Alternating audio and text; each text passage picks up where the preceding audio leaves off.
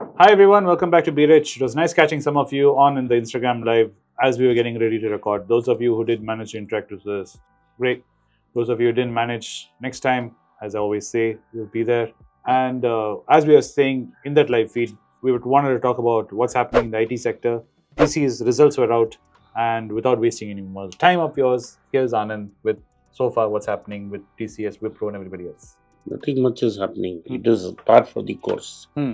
The markets were expecting it to do worse than what it did. It almost met expectations. What is basically, if you are looking at me to analyze the results, year on year there has been a growth. Yes. Quarter on quarter there has not been a growth. Yes. The major contributor has been BFSI. And what they have done is, the biggest cost in an IT company is manpower cost. They have not given full performance bonus last year. There was a slice at the senior management. They have not given the expected increments. They have given 2% or 3%. Increment is below the level of inflation also. And also what has happened is, TCS has, in my opinion, from seeing it at close quarters, about 20 to 30% excess staff. TCS is a overstaffed company. This is my personal opinion. So what the new management of TCS is doing is, there are a lot of people in this who have touched 60 and retired. And there are people who have left and gone.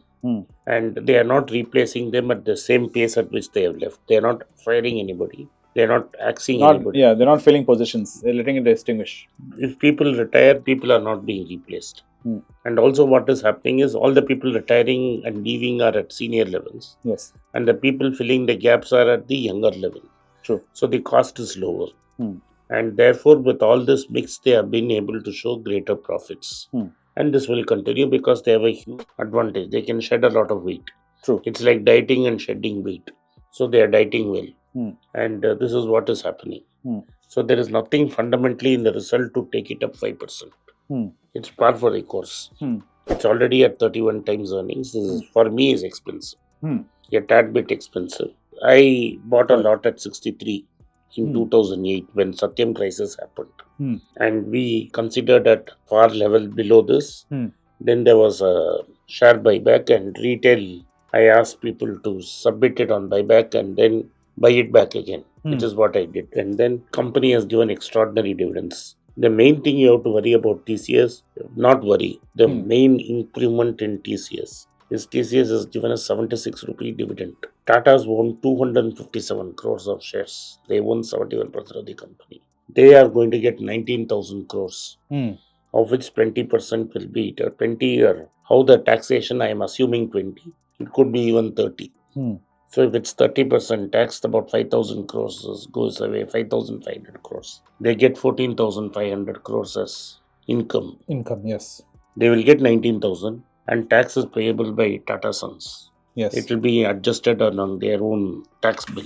Yes. So you can take it as 19,000 as income. On their books, 19,000. On their books, 19,000 is the income. 1,900 crores TDS will be there. They should get about 17,000 crores in hand. So what are they going to do with 17,000 crores? Somebody asked me in Twitter, will they put it into Tata Steel to reduce debt? No, I don't think so. Tata Steel itself is in a very comfortable position. True. So they will not infuse money into Tata Steel or Tata Motors. I think there are two big bets that are going on. One is Tata Digital and the other is Tata Electronics. And both are not profitable. In Tata Digital, what has happened is, they have built separate blocks. They have 1mg, which is almost profitable. They have Big Basket, which was profitable, but they have entered the quick segment. And they have Cult Fit, and they have a bunch of disparate things. And they're also building an app. Correct. They're trying to consolidate all of it. They are kind of, the most important thing in Tata Digital is, one of the next gen of the Tata family is doing something significant in Tata Digital. She's not the managing director, she's not the CEO, but she's there. So she's been placed there. So that's a clear hint that a lot of money is going to go into that area. And Tata Electronics will also require a lot of money. That's where I think it will go. But talking about Tatas, Noel Tata has bought both his daughters in, I think. The daughters were already there in all the other trusts. There is one particular minority trust which she was not there. Reports say that Mahel Mustri, who was Tata's right-hand man, called up two people who are in Dubai and who they were not contributing enough to this trust. They were asked to leave. And so one lady didn't want to leave, but she was asked to leave. So she complained. Yes, she whined a little bit. She whined a little bit, and that's why you know what happened. So they were basically asked to leave and make way for the next generation. So the next generation is tightening its grip. So what do you see the outlay for Tata's for the next 5 to 10 years? Where do you think it's heading, the group? I think next 5 years, definitely Chandra is there. If results are good, Chandra will get another 5-10 years. So I think Chandra will survive till 75, the way things are going. Great. Unless something big mistake happens, Chandra will run, this is my opinion, till the retirement age of 75, Chandra will be there. And so Chandra is safe. Okay, so Chandra being a technocrat, what do you think his play will be? Where do you think he's going to take the group towards? That is Tata Electronics is where the next big thing is there. But Tata Trust Chairman, the family, is going to invest in 3 areas. They will make Trent a very big venture. They will make Titan a very big venture. And they will make Tata Digital a very big venture. And Indian hotels also. That's where the family is directly involved. Yeah, out of that, only as investors, we get to only play in Titan and we get to only play in Trent. Tata Digital, there's no way we... No, if you own Tata Investment Corporation, there's a company called Tata Investment Corporation, very expensive. Yeah, all of them are expensive. Yeah. So Tata, if you own Tata Investment Corporation, you get a picture. And if you, the cheapest way to get a indirect game into this is to buy Tata Chemicals, because Tata Chemicals has a 2% stake in Tata Sons. Correct. So if you're looking at Tata Chemicals today, you should just not be looking at the price to earnings and whatever Tata Chemicals is doing. No, Tata Chemicals is going through a bad time. Correct. So a lot of people are wondering, is it a time to consider? I don't know. That's up to you. I don't know. No, but I'm talking about in terms of what you're saying. This exposure is what I'm specifically talking about. I'm not talking about Tata Chemicals. I don't know. See, because it is going through a commodity period, a commodity downstream. Cycle, yes. And whatever assets that the managers had built up has been transferred to Tata Consumer. They are making soda ash. They are making some cement, which there is a Tata Shakti brand. They are making salt, which is being distributed by this consumer thing. And they are going to make sodium bicarbonate. Correct. All these are commodities. Yes. So I do not know. No, but what I want to know is, on their books, they own pieces of Tata Sons. So you will Sons. never get a hold of Tata Sons. Yes. So the closest you can touch it with your nose is? See, if you're an investor in public equity, you should not be looking at Tata Sons. I won't consider Tata Chemicals because I'm going to get Tata Sons. Okay. You will not look at Tata Chemicals because of what it's holding? No. Because those holdings can disappear? You won't even know. It will be done overnight. Correct. That's what I also want people to realize. When you're looking at companies and their holdings, the way their holdings are held, these are very fluid and they don't need to announce it and do it slowly in stages for you to exit and things like that. This can happen very fluidly, like what Anand says. And there are 4 members of the Tata family who are involved in day-to-day business. Okay. Never there been 4 Tata family members at the same time in a business. No, way back. Way back, no. There was only Dorab Tata and his Jamshedji, I'm talking about way back. His 2 sons were there. His brother was there. That cousin brother was there and his son was there. Some of his nephews were there. But the real active role was one man. Correct. Here there are in 4 different, in a large corporation. Yeah, the size of the corporation is much bigger. Yeah, from JRD's days. This is the first time in nearly 100 years that you have 4 family members active in the business.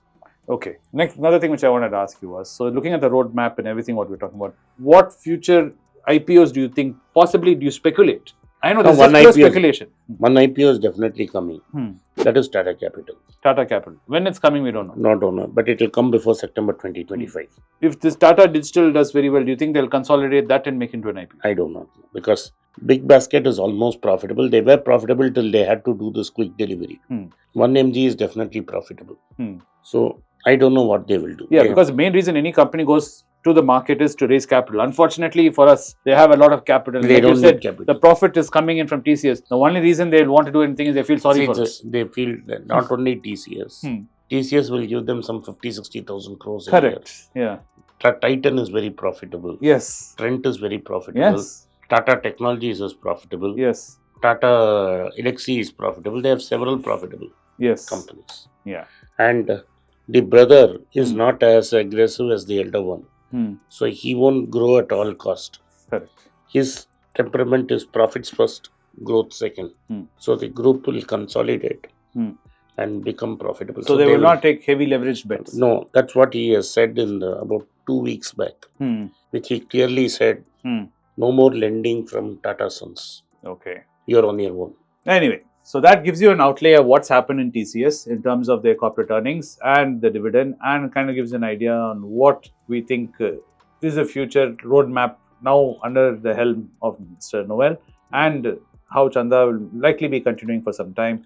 And if you see these opportunities now, these are all my opinion. Yeah, this is purely opinion and speculation. Please, it's not written in stone or anything. It's more written in the air, not even water. So keep that in mind. If you do see a huge correction in the markets, or you think it is a great time to consider, companies like Trent and Titan are highly valuable companies if you get it at the right price. Like always Munger has told us, you should buy great companies at great prices. So they're not really they're at extraordinarily expensive levels. Yeah. So that includes Tata Investment. And I'll give you an example. You bought Tata Elxsi last year. It's down 8%. The result is not very bad. Yeah. Not a very bad result, but the market stock is 8% down. Expectations of markets are extremely high. Correct. IT is not a place where you should be considering today. Correct. So if you're looking at the entire Tata group, most of them which are already in high values, and these ones we recently spoke about, we're not talking about them in any form of consideration. They're beyond diamond needles. They're in realms of unbelievable price to earnings. So keep that in mind if you are thinking of exploring based on our conversation. Thanks for watching the video today. I hope you found it informative and entertaining. Like I said in the previous video, we do have another channel called Paisa Boltha Hai, where me and Anand appear in the weekends together. We're asking questions in English and he answers it in Hindi. He's available in Hindi during the entire week. So if you like this kind of content and you like Anand's views, do watch that if you know Hindi. If you don't know Hindi, please do recommend it to friends and family, whomsoever might consider these Hindi videos. Or if you don't know Hindi and you don't have any friends who consume Hindi media, please do come there, like us anyway, to support us with the algorithm. Thanks for watching the video as always. I'll see you again tomorrow with another video. Thank you. Thank you for supporting Biraj. Hey guys, that my uncles Vinod Srinivasan, Anand Srinivasan and I have rolled out our Substack, which is basically a blog/newsletter where we're going to post our original research onto it, and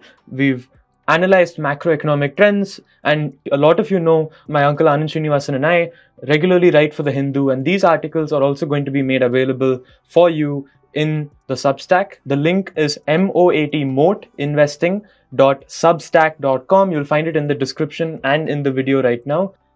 We hope you go check it out. We've put a lot of time and effort into it. And please give us comments and feedback on what you read. Thank you.